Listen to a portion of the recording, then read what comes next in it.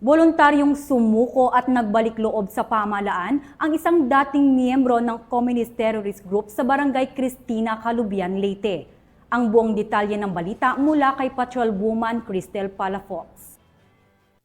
Voluntaryong nagbalik loob sa pamahalaan ang isang miyembro ng Communist Terrorist Group sa Barangay Cristina, Calubian, Leyte. Ang pagbabalik loob ay resulta ng matagumpay na pakikipagnegosasyon ng mga tauhan ng 2nd Leyte Provincial Mobile Force Company kasama ang Leyte Provincial Intelligence Unit, Regional Intelligence Unit 8, Provincial Intelligence Team Leyte, 805th Maneuver Company, Regional Mobile Force Battalion 8 at Calubian Municipal Police Station. Isinuko rin ng nasabing surrendery ang isang unit caliber .357 na may 2 bala. Samantala, nakatanggap naman ang nagbalik loob ng agarang tulong pinansyal mula sa mga kapulisan. Ang nasabing surrendery ay nasa kustodiya na ng 2nd Leyte Provincial Mobile Force Company para sa dokumentasyon ng kanyang posibleng enrollment sa programa ng ating gobyerno na Enhanced Comprehensive Local Integration Program o ECLIP. Patuloy pa rin ang panawagan ng pambansang pulisya na magbalik loob ng iba pang mga membro at taga-suporta ng CTGs upang makapiling muli ang kanilang pamilya, mamuhay ng payapa at patuloy na sumuporta sa mga programa ng ating pamahalaan.